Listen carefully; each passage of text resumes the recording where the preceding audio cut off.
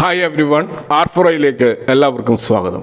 ഇന്ന് Nifty open ചെയ്തത് 24,343 അതിനുശേഷം 100 പോയിന്റോളം ഇടിഞ്ഞുകൊണ്ട് 226 എന്നുള്ള ലോ ലെവലിലേക്ക് നിഫ്റ്റി പോവുകയുണ്ടായി. എന്നാൽ അത് ഒരു പ്രധാനപ്പെട്ട സപ്പോർട്ട് ലെവൽ ആയതുകൊണ്ട് തന്നെ അവിടെ ഒരു സ്ട്രോങ് ആയിട്ടുള്ള ഒരു ബൗൺസ് ബാക്ക് ഉണ്ടാവുകയായിരുന്നു.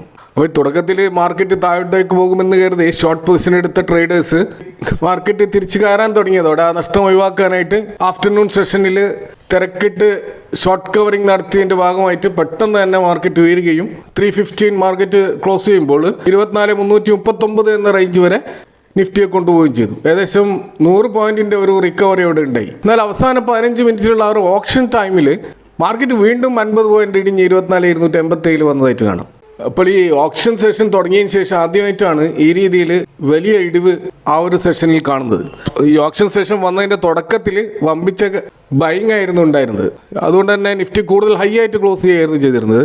ഇതാദ്യമായിട്ട് ലോ ആയിട്ട് 50 പോയിന്റോളം താഴോട്ടേക്ക് വന്നിട്ട് ക്ലോസ് ചെയ്യുന്നത്. അപ്പോൾ ഫൈനലായിട്ട് നമ്മൾ നിഫ്റ്റി കാണുന്ന 24,287 എന്ന റേഞ്ചിലാണ്. അപ്പോൾ തീർച്ചയായിട്ടും ഗ്ലോബൽ ക്യൂസൊക്കെ അത്ര സുഖകരമല്ലാത്ത അവസ്ഥയിൽ തന്നെയാണ് ഇപ്പോഴും തുടരുന്നത്. പ്രത്യേകിച്ച് ഹോർമസ് സ്ട്രെയിറ്റുമായി ബന്ധപ്പെട്ടിട്ട് അവിടെയുള്ള ആ ഒരു ഷിപ്പ് മൂവ്മെൻറ്റ് വളരെയധികം ചുരുങ്ങിയിട്ട് ആ ഒരു ഓയിൽ ക്രൈസിസ് ഇനിയും തുടരുമെന്നുള്ള ഒരു അവസ്ഥയിലാണുള്ളത്. അപ്പോൾ അവിടെ ഇറാൻ റവല്യൂഷണറി ഗാർഡിൻ്റെ ഭാഗത്ത് നിന്ന് ആക്രമണ ഭീഷണികൾ തുടർച്ചയായിട്ട് വന്നുകൊണ്ടിരിക്കുന്നുണ്ട്. ഇപ്പോൾ കഴിഞ്ഞ ദിവസങ്ങളിൽ UAE പ്രമുഖ എണ്ണ കമ്പനിയായിട്ടുള്ള അഡ്നോക്കിൻ്റെ ടാങ്കർ കപ്പലിന് നേരെ ശക്തമായ ആക്രമണം ഉണ്ടായി. അപ്പോൾ ഹോർമസ് സ്ട്രെയിറ്റിൽ ട്രംപ് ഏറ്റവും അവസാനം പറഞ്ഞിട്ടുള്ളത് അതിപ്പോൾ അമേരിക്കയുടെ കയ്യിലാണെന്നാണ്.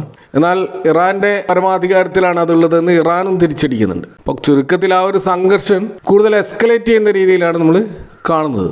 അപ്പോൾ അതുകൊണ്ട് തന്നെ ക്രൂഡ് ഓയിൽ പ്രൈസ് 88-89 ആ ഒരു റേഞ്ചിൽ ഇപ്പോഴും തുടരുകയാണ്. അതുപോലെ ഇന്ന് ഇന്ത്യൻ റൂപ്പി ഡോളറിനെതിരെ വീണ്ടും വലിയ തോതിൽ ഇടിഞ്ഞതായിട്ട് കാണാം. 95.6 എന്ന റേഞ്ചിലാണ് ഇപ്പോൾ റൂപ്പി ട്രേഡ് ചെയ്യുന്നത്. ഇനി US മാർക്കറ്റുമായി ബന്ധപ്പെട്ടിട്ട് ഏറ്റവും ഒടുവിൽ നമ്മൾ കാണുന്നത് ആന്ത്രോപിക്കിൻ്റെ ഒരു IPOയുടെ വാർത്തകളാണ്. അപ്പോൾ നമുക്കറിയാം US മാർക്കറ്റിൽ ലിസ്റ്റ് ചെയ്യപ്പെട്ടിട്ടുള്ള ആർട്ടിഫിഷ്യൽ ഇൻ്റലിജൻസ് റിലേറ്റഡ് ആയിട്ട് കമ്പനികളെ നമുക്ക് രണ്ടായിട്ട് തരംതിരിക്കാൻ കഴിയും.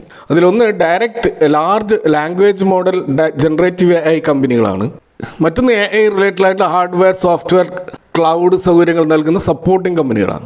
സോഫ്റ്റ്വെയർ ക്ലൗഡ് സൗകര്യങ്ങൾ ഒരുക്കുന്ന ധാരാളം കമ്പനികൾ ഓൾറെഡി US മാർക്കറ്റിലുണ്ട്. പക്ഷേ ഇപ്പോൾ ബിഗ് പ്ലെയേഴ്സ് ആയിട്ടുള്ള direct large language model generative AI കമ്പനികൾ ഇതുവരെ ലിസ്റ്റ് ചെയ്യപ്പെട്ടിട്ടില്ല. അപ്പോൾ ഇവിടെ ആന്ത്രോപിക് AI, ഓപ്പൺ AI എന്നിവയുള്ള മുൻനിരയിലുള്ള ഈ ജനറേറ്റീവ് AI ലാംഗ്വേജ് മോഡൽ കമ്പനികൾ നേരിട്ട് മാർക്കറ്റിലേക്ക് വരാൻ പോവുകയാണ്. അപ്പോൾ ആന്ത്രോപിക് കമ്പനി ഓൾറെഡി തങ്ങളുടെ ആ ഒരു സീക്രട്ടായിട്ടുള്ള S1 പേപ്പറുകൾ സെക്യൂരിറ്റീസ് ആൻഡ് എക്സ്ചേഞ്ച് കമ്മീഷൻ USൻ്റെ മുമ്പാകെ സമർപ്പിച്ച് കഴിഞ്ഞിട്ടുണ്ട്. ഇപ്പോൾ 2026 ഒക്ടോബർ മാസത്തോടെ കമ്പനി നാസ്ഡാക്കിൽ ലിസ്റ്റ് ചെയ്യപ്പെടുമെന്നാണ് പ്രതീക്ഷിക്കുന്നത്. അപ്പോൾ ഈ കമ്പനിയുടെ ഒരു വാല്യുവേഷൻ ഈ ഒരു AI മേഖലയിലുള്ള മുന്നേറ്റം കണക്കിലെടുത്തുകൊണ്ട് ഏകദേശം $1 ട്രില്യൺ മുതൽ $2 ട്രില്യൺ വരെയുള്ള ഒരു വാല്യുവേഷനാണ് IPO ലക്ഷ്യമിടുന്നതെന്നാണ് വാർത്തകൾ വരുന്നത്. അപ്പോൾ AI മേഖലയിലുള്ള ആദ്യത്തെ ഒരു പ്രമുഖമായിട്ടുള്ള ഒരു പബ്ലിക് ലിസ്റ്റിംഗ് ആണ് വരാൻ പോകുന്നത്. അപ്പോൾ ഇവിടെ ആന്ത്രോപിക് IPO വരുന്നതോടുകൂടി AI കമ്പനികൾക്ക് പബ്ലിക് മാർക്കറ്റിൽ വാല്യുവേഷൻ എത്രമാത്രം ഇൻവെസ്റ്റേഴ്സ് നൽകുന്നുണ്ട് എന്നതിനെക്കുറിച്ചുള്ള ഒരു ബെഞ്ച് മാർക്ക് സൃഷ്ടിക്കാനുള്ള ഒരു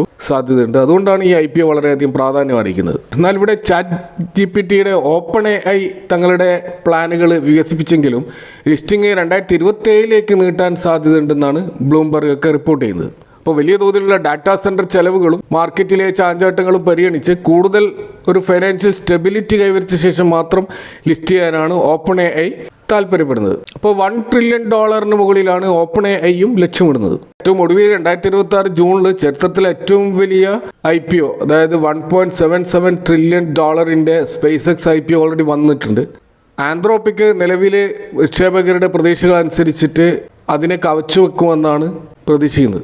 എങ്കിലും SpaceXന് റോക്കറ്റ് വിക്ഷേപണം, സ്റ്റാർലിങ്, XAI എന്നീ ഒന്നിലധികം ശക്തമായ വരുമാന സ്രോതസ്സുള്ളതും വിപണിയിൽ വലിയ മേൽക്കൈ നൽകുന്നുണ്ട്. എങ്കിലും AI കമ്പനികളുടെ ഭീമമായ പ്രവർത്തന ചെലവ് ഈ ഇൻവെസ്റ്റേഴ്സ് എങ്ങനെ അതിനെ വിലയിരുത്തുന്നു എന്നതിനെ ആശ്രയിച്ചായിരിക്കും ഫൈനലായിട്ടുള്ള ഈ ഒരു ലിസ്റ്റിംഗ് നമ്മൾ കാണുക. നമ്മൾ ഇന്ത്യൻ മാർക്കറ്റിലേക്ക് വന്നാൽ പല സെക്ടറുകളിലും ഒരു ഫ്ലാറ്റ് നെഗറ്റീവ് ക്ലോസിംഗ് ആണ് ഇന്ന് ഉണ്ടായിട്ടുള്ളത്. ഇപ്പോൾ വളരെ ഹ്യൂജ് ആയിട്ടുള്ള ഒരു വളറ്റിലിറ്റി മാർക്കറ്റിൽ ഉണ്ടായതുകൊണ്ട് തന്നെ പല സ്റ്റോക്കുകളും റെഡിലും ഗ്രീനിലും മാറി വന്നതായിട്ട് നമുക്ക് കാണാൻ കഴിയും. അപ്പോൾ ഇന്ന് മാർക്കറ്റിൽ കാര്യമായ ഇടിവ് സംഭവിച്ച ഒരു സ്റ്റോക്കാണ് BSE. അപ്പോൾ കഴിഞ്ഞ 6 മാസമായിട്ട് ഈ സ്റ്റോക്കിൽ ഏകദേശം 6% ഇടിവുണ്ടായിട്ടുണ്ട്. ഇപ്പോൾ ലീഡിംഗ് ഇന്റർനാഷണൽ ബ്രോക്കറേജ് സ്ഥാപനമായിട്ടുള്ള ജെഫ്രീസ് ഇവരുടെ റേറ്റിംഗ് ഹോൾഡിംഗിൽ നിന്നും അണ്ടർ പെർഫോം ആയിട്ട് കുറച്ചിട്ടുണ്ട്. ഇപ്പോൾ ടാർഗറ്റ് പ്രൈസും കുറച്ചത് ഈ സ്റ്റോക്കിൽ ഇന്നത്തെ ഇടിവിന് കൂടുതൽ ആക്കം കൂട്ടിയതായിട്ട് കാണാം. ഇതിനെ ഡൗൺഗ്രേഡ് ചെയ്യാനുള്ള കാരണങ്ങളായിട്ട് ജെഫ്രീസ് പറയുന്നത് ഇവരുടെ ആകെ വോളിയം, അതായത് മൊത്തത്തിലുള്ള ടേൺ ഓവർ ഏകദേശം 50% വരുന്നത് ഈ ഡൊമസ്റ്റിക് പ്രൊപ്രൈറ്ററി ട്രേഡേഴ്സിൽ നിന്നാണ്, അതായത് ഹൈ ഫ്രീക്വൻസി ട്രേഡേഴ്സ്.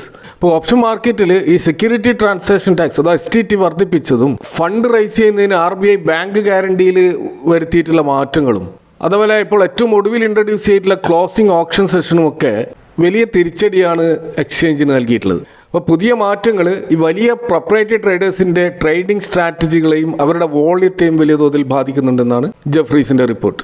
അപ്പോൾ ഈ പുതിയ മാറ്റങ്ങൾ കാരണം BSEയുടെ ഓപ്ഷൻസ് ട്രേഡിംഗ് വോളിയം ഓഗസ്റ്റ് മാസത്തിൽ മുൻ മാസത്തെ അപേക്ഷിച്ചിട്ട് 12% ഇടിഞ്ഞിട്ടുണ്ടെന്നാണ് ഇവരുടെ റിപ്പോർട്ട്. അപ്പോൾ ഇതിൻ്റെ അടിസ്ഥാനത്തിലാണ് അവർ ഈ ടാർഗറ്റ് ഏകദേശം 5 മുതൽ 12% വരെ വെട്ടിക്കുറച്ചിട്ടുള്ളത്. അപ്പോൾ ഈ BSE സ്റ്റോക്കിലുള്ള ഈ ഒരു ആഘാതം മറ്റ് ക്യാപിറ്റൽ മാർക്കറ്റ് കമ്പനികളെ എങ്ങനെ ബാധിക്കുമെന്ന് നോക്കിക്കഴിഞ്ഞാൽ, അപ്പോൾ തീർച്ചയായിട്ടും ഈ വോളിയം കുറയുന്നതും ഈ റെഗുലേറ്ററി ചേഞ്ചസും ഒക്കെ മൊത്തം മാർക്കറ്റിനെ ബാധിക്കുന്ന ഒരു കാര്യമായതുകൊണ്ട് തന്നെ MCX, NSE പോലെയുള്ള എക്സ്ചേഞ്ചുകളുടെ വരുമാന സ്രോതസ്സിനെ അത് തീർച്ചയായിട്ടും സ്ലോ ഡൗൺ ചെയ്യും. അതേപോലെ Angel one, CDSL, CAMS, Motilal Oswald തുടങ്ങിയ കമ്പനികളുടെ വരുമാനത്തെയും നേരിയ തോതിലെങ്കിലും ഇത് ബാധിച്ചേക്കാം.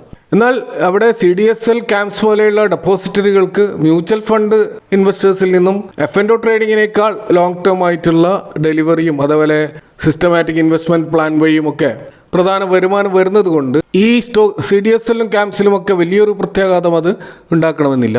എങ്കിലും ഏറ്റവും പ്രധാനപ്പെട്ട ഇമ്പാക്റ്റ് ഇത് ഉണ്ടാക്കുന്നത് തീർച്ചയായിട്ടും BSE സ്റ്റോക്കിലാണ്. ഇതേപോലെ കാര്യമായ ഇടിവിന്ന് നേരിട്ട മറ്റൊരു സ്റ്റോക്ക് വോൾട്ടാസ് ആണ്. 4% ഈ സ്റ്റോക്ക് ഇടിഞ്ഞതായിട്ട് കാണാം. ഇപ്പോൾ വോൾട്ടാസിൻ്റെ Q1 എയർ കണ്ടീഷണർ വിൽപ്പനയിലും അതുപോലെ മാർക്കറ്റ് ഷെയറിലുമൊക്കെ നല്ല വർധനവുണ്ടായിട്ടും സ്റ്റോക്ക് ഇടിയാനുള്ള കാരണങ്ങളായിട്ട് കാണുന്നത് ഒന്ന് അതിൻ്റെ മാർജിൻ കൺസേൺ ആണ്. ഇപ്പോൾ റവന്യൂ വൻതോതിൽ കൂടിയിട്ടുണ്ടെങ്കിലും EBITDA മാർജിൻ മാർക്കറ്റ് പ്രതീക്ഷ അത്ര ഉയർന്നിട്ടില്ല. അപ്പോൾ കമ്മോഡിറ്റി ഇൻഫ്ലേഷനും റോ മെറ്റീരിയലിലുണ്ടായിട്ടുള്ള വർധനവുമൊക്കെ ഈ വോൾട്ടാസിൻ്റെ മാർജിനെ ബാധിച്ചിട്ടുണ്ട് എന്നാണ് റിപ്പോർട്ടുകൾ. എന്നാൽ ഇവിടെ ഇന്ന് കാര്യമായ ഇടിവിന് കാരണമായിട്ട് കാണുന്നത് ചില ബ്രോക്കറേജ് സ്ഥാപനങ്ങൾ ഇതിനെ ഡൗൺഗ്രേഡ് ചെയ്തതാണ്. അവിടെ രണ്ട് വിധത്തിലുള്ള അഭിപ്രായങ്ങൾ ബ്രോക്കറേജസിൻ്റെ ഇടയിലുണ്ട്. ഒരു മിക്സഡ് ആയിട്ടുള്ള ടാർഗറ്റാണ് അവിടെ നൽകിയതെന്ന് കാണാം. ഇപ്പോൾ UBS, സിറ്റി തുടങ്ങിയ പ്രമുഖ സ്ഥാപനങ്ങൾ 18% വരെ ഇതിൻ്റെ മുന്നേറ്റം പ്രവചിക്കുന്നുണ്ട്. എന്നാൽ ക്രെഡിറ്റ് സ്വിസ്, CLSA പോലെയുള്ള ബ്രോക്കറേജുകൾ 12% വരെ വില ഇടിയാൻ സാധ്യതയുണ്ടെന്നാണ് മുന്നറിയിപ്പ് നൽകിയിരിക്കുന്നത്. അപ്പോൾ ഈ ക്വാർട്ടർ റിസൾട്ടിൻ്റെ ഭാഗമായിട്ട് സ്റ്റോക്ക് പ്രൈസ് വലിയ തോതിൽ ഉയർന്നതിനാൽ, കൂടാതെ ഇതിൻ്റെ PE റേഷ്യോ വലിയ തോതിൽ വർദ്ധിച്ചിട്ടുണ്ട്. അതുകൊണ്ട് തന്നെ ഒരു പ്രോഫിറ്റ് ബുക്കിംഗ് ഈ സ്റ്റോക്കിൽ ഉണ്ടാകുമെന്നാണ് അവരുടെ പ്രവചനം. ഇനി നമ്മൾ ഇന്ന് ലിസ്റ്റ് ചെയ്യപ്പെട്ട 2 സ്റ്റോക്കുകളിലേക്ക് വന്നു കഴിഞ്ഞാൽ, ഇപ്പോൾ ഒന്ന് മോൾബിയോ ഡയഗ്നോസ്റ്റിക്സ് ആണ്. ഇപ്പോൾ മെഡിക്കൽ ഡയഗ്നോസ്റ്റിക്സ് ഹെൽത്ത് കെയർ മേഖലയിലുള്ള ഈ ഒരു കമ്പനി അതിൻ്റെ ഇഷ്യൂ പ്രൈസ് 768, 807 എന്ന ഒരു പ്രൈസ് ബാൻഡിലായിരുന്നു വന്നത്. പക്ഷേ ഇപ്പോൾ ലിസ്റ്റിംഗ് 940 എന്ന പ്രൈസിലാണ്. അപ്പോൾ 70 ടൈംസ് വൺ സബ്സ്ക്രിപ്ഷൻ നേടിക്കൊണ്ട് നല്ല പ്രതികരണം തന്നെയാണ് ഈ കമ്പനിക്ക് ലഭിച്ചിട്ടുള്ളത്. ഇപ്പോൾ ട്രൂനാറ്റ് പോലെയുള്ള പോർട്ടബിൾ RT-PCR ഉപകരണം നിർമ്മിക്കുന്ന രാജ്യത്തെ ഒരു മുൻനിര ഡയഗ്നോസ്റ്റിക് കമ്പനിയാണിത്. ഇപ്പോൾ ഗ്രേ മാർക്കറ്റിൽ വലിയൊരു മുന്നേറ്റം നടത്തിയിട്ടില്ലെങ്കിലും ഫൈനലായിട്ട് നമ്മൾ കാണുന്നത് ഈ ലിസ്റ്റിങ്ങിന് ശേഷം ശക്തമായ ബൈങ് ഈ സ്റ്റോക്കിൽ നടന്നതായിട്ട് കാണാം. ഇപ്പോൾ 29% ഓവറോൾ ഗെയിന് ഈ സ്റ്റോക്കിൽ ഉണ്ടായിട്ടുണ്ട്. ഇതുപോലെ മറ്റൊരു സ്റ്റോക്ക് ദൂത് ട്രാൻസ്മിഷൻ ലിമിറ്റഡ് ആണ്. ഇത് 829, 871 എന്നുള്ള ഒരു പ്രൈസ് ബാൻഡിലായിരുന്നു വന്നിരുന്നത്. ഇപ്പോൾ QIBസിൻ്റെയും NIIസിൻ്റെയും മികച്ച പിന്തുണയോടെ 74 ടൈംസ് സബ്സ്ക്രിപ്ഷൻ ഓവർ സബ്സ്ക്രൈബ് ചെയ്തിട്ടുണ്ട്. അപ്പോൾ ഇന്ത്യയിലെ ആ ഒരു 2 വീലർ 3 വീലർ സെഗ്മെൻറ്റിലുള്ള വയറിംഗ് ഹാർനസ് മേഖലയിലെ ഒരു മുൻനിര ഓട്ടോ ആക്സിലറി കമ്പനിയാണിത്. ഇപ്പോൾ EV മേഖലയിലുള്ള മുന്നേറ്റവും ഈ IPOക്ക് ഗുണകരമായിട്ടുണ്ട്. ഈ സ്റ്റോക്കിൽ ഇപ്പോൾ ഓവറോൾ 36% ഒരു ലിസ്റ്റിംഗ് ഗെയിനാണ് നമ്മൾ കാണുന്നത്. ഇന്ന് Nifty 500 ടോപ്പ് ഗെയിനേഴ്സ് ആയിട്ടുള്ള കുറേ സ്റ്റോക്കുകൾ കാണാം. അതിലൊന്ന് ഇപ്ക ലാബാണ്. ഇപ്പോൾ കമ്പനിയുടെ നല്ല Q1 റിസൾട്ടും അതുപോലെ ഗ്ലോബൽ ഫോർമുലേഷൻ ഫാർമ ഓർഡറുകളിൽ ഉണ്ടായിട്ടുള്ള വർധനവുമാണ് ഈ മുന്നേറ്റത്തിന് കാരണമായിട്ടുള്ളത്. അതുപോലെ ഹിന്ദ് കോപ്പറിലും ഇന്ന് നല്ല മുന്നേറ്റം കാണാം. ഏകദേശം 8% ഈ സ്റ്റോക്ക് കയറിയതായിട്ട് കാണാം. അപ്പോൾ ഇൻ്റർനാഷണൽ മാർക്കറ്റിൽ കോപ്പറിൻ്റെ വില വീണ്ടും ഉയർന്നത് മൊത്തം മെറ്റൽ ഇൻഡെക്സിൽ ഇന്നൊരു മുന്നേറ്റത്തിന് കാരണമായിട്ടുണ്ട്. അതിൻ്റെ ഭാഗമായിട്ടുള്ള ഒരു മുന്നേറ്റമാണ് ഹിന്ദ് കോപ്പറിൽ കാണുന്നത്. അതുപോലെ ഡിഫൻസ് എയറോസ്പേസ് മേഖലയിൽ പുതിയ ഓർഡറുകൾ ലഭിക്കുന്നത് തുടരുന്നത് കൊണ്ട് തന്നെ PTC ഇൻഡസ്ട്രീസിലും നല്ലൊരു മുന്നേറ്റം കാണാം. മറ്റൊരു stock Godavari power and Ispat ആണ്. അവിടെ 6% മുന്നേറ്റം ഈ സ്റ്റോക്കിൽ ഉണ്ടായിട്ടുണ്ട്. അപ്പോൾ Q1 റിസൾട്ടിന് മുന്നാലെ ഇപ്പോൾ സ്റ്റീൽ പവർ മാർക്കറ്റിൽ അനുകൂലമായ ഡിമാൻഡ് സൂചനകൾ ലഭിച്ചത് ഈ സ്റ്റോക്ക്, പ്രത്യേകിച്ച് അയൺ ഓർ പല്ലറ്റ് വിലയിലുണ്ടായിട്ടുള്ള വർധനവ് ഈ സ്റ്റോക്കിൽ ഇന്ന് ഒരു മുന്നേറ്റത്തിന് കാരണമായിട്ടുണ്ട്. അതുപോലെ മറ്റൊന്ന് ഇനോക്സ് വിൻഡ് ആണ്. 6% മുന്നേറ്റം ഇന്ന് സ്റ്റോക്കിൽ കാണാം. അപ്പോൾ രാജ്യത്തെ ഈ ഗ്രീൻ എനർജി, റിന്യൂവബിൾ എനർജി പദ്ധതികൾക്ക് ഗവൺമെൻറ് അലോക്കേഷൻ വൻതോതിൽ വർദ്ധിക്കുമെന്നുള്ള പ്രതീക്ഷയും വിൻഡ് മേഖലയിലെ ഓർഡർ ബുക്കുകളും ഒരു പ്രധാന ഘടകമായിട്ട് ഈ സ്റ്റോക്കിൽ പ്രവർത്തിക്കുന്നുണ്ട്. അതുപോലെ ഫിനോലെക്സ് കേബിളും ഇന്ന് ഏകദേശം 5% കൂടുതൽ മുന്നേറ്റം നടത്തിയായിട്ട് കാണാം. പവർ കേബിൾ ഇൻഫ്രാസ്ട്രക്ചർ മേഖലയിൽ പുതുതായിട്ട് ഈ വയർ ആൻഡ് കേബിളുകളുടെ ഡിമാൻഡ് വർദ്ധിപ്പിക്കുമെന്നുള്ള പ്രതീക്ഷയും ഇത്തരത്തിലുള്ള സ്റ്റോക്കുകളിലുണ്ട്. അതുപോലെ ഇന്ന് മോട്ടിലാൽ ഓസ്വാൾ ഫൈനാൻഷ്യൽ സർവീസസ് നല്ല മുന്നേറ്റം നടത്തിയായിട്ട് കാണാം. അപ്പോൾ ഈ ക്യാപിറ്റൽ മാർക്കറ്റിലെ മറ്റു മേഖലകൾ ഡൗൺ ആണെങ്കിൽ IPO മാർക്കറ്റ് അതിവേഗം വളരെയധികം ആക്റ്റീവ് ആകുന്നത് കൊണ്ട് തന്നെ ക്യാപിറ്റൽ മാർക്കറ്റ് സെഗ്മെൻറ്റിലുള്ള ഇത്തരം സ്റ്റോക്കുകൾക്ക് അത് പോസിറ്റീവായിട്ട് മാറുന്നുണ്ട്. ഇതുപോലെ എത്തനോൾ ബ്ലെൻഡിങ്ങുമായി ബന്ധപ്പെട്ട കേന്ദ്ര സർക്കാരിന് ലഭിക്കുന്ന പിന്തുണയും അതുപോലെ ഷുഗർ മാനുഫാക്ചറിങ് മാർജിനുകളിലുള്ള വർധനവുണ്ടാവും എന്നുള്ള ഒരു പ്രതീക്ഷയും ബൽറാംപൂർ ചീനി പോലെയുള്ള ഷുഗർ സ്റ്റോക്കിലും ഒരു മുന്നേറ്റം ഇന്ന് നമുക്ക് കാണാൻ കഴിയും. നമ്മൾ ഇന്ന് നിഫ്റ്റിയുടെ ഓപ്പൺ ഇൻട്രസ്റ്റുകളിലേക്ക് വന്നു കഴിഞ്ഞാൽ പുട്ട് കോൾ റേഷ്യോ ഇപ്പോൾ 0.9 എന്ന ലെവലിലേക്ക് കുറച്ച് ഇമ്പ്രൂവ് ആയിട്ടുണ്ട്. ബുൾസിൻ്റെ ഒരു നേരിയൊരു തിരിച്ചുവരവ് നമുക്കിന്ന് കാണാൻ കഴിയും. അതുപോലെ മാക്സ് പെയിൻ ഇപ്പോൾ നിൽക്കുന്നത് 24,350 എന്നുള്ള ആ ഒരു പ്രൈസിലാണ്. അപ്പോൾ നാളെ എക്സ്പയറി ആയതുകൊണ്ട് തന്നെ ഈ ഒരു റേഞ്ചിലേക്ക് മാർക്കറ്റ് ക്ലോസ് ചെയ്യാൻ വേണ്ടിയിട്ടുള്ള ശക്തമായ ഒരു പോരാട്ടം നാളെ നമുക്ക് കാണേണ്ടി വരും. അപ്പോൾ അവിടെ ആര് ബിയേഴ്സ് ജയിക്കുമോ അല്ലെങ്കിൽ ബുൾസ് ജയിക്കുമോ എന്നുള്ള വലിയൊരു ആകാംക്ഷയാണ് നാളത്തെ മാർക്കറ്റിലുള്ളത്. ഇപ്പോൾ പുട്ട് സൈഡിലുള്ള ഹൈയസ്റ്റ് ഓപ്പൺ ഇൻട്രസ്റ്റ് ഇപ്പോൾ 24,300 എന്ന ലെവലിലേക്ക് മാറിയിട്ടുണ്ട്. ഇത്ര ആളും അത് 24,000 അപ്പോൾ അവിടെ ഒരു സപ്പോർട്ട് റേഞ്ച് ഈ ആ 24,300 സ്ട്രോങ് ആയിട്ട് നിൽക്കാനുള്ള ഒരു സാധ്യതയാണ് കാണുന്നത്. കോൾ സൈഡിലുള്ള ഹൈയസ്റ്റ് ഓപ്പൺ ഇൻട്രസ്റ്റ് ഇപ്പോഴും 24,500 അപ്പോൾ ആ ലെവല് ശക്തമായ ഒരു റെസിസ്റ്റൻസ് ആയിട്ടും നമുക്ക് കാണാൻ കഴിയും. അപ്പോൾ ഇതൊക്കെയാണ് ഇന്നത്തെ മാർക്കറ്റുമായി ബന്ധപ്പെട്ട് നിങ്ങളെ ഷെയർ ചെയ്യാനുള്ളത്. ഈ വിഷയങ്ങളുമായി ബന്ധപ്പെട്ട നിങ്ങളുടെ അഭിപ്രായങ്ങളും കമൻറ്റുകളും അറിയിക്കുക. Thank for watching. See you next time with another video.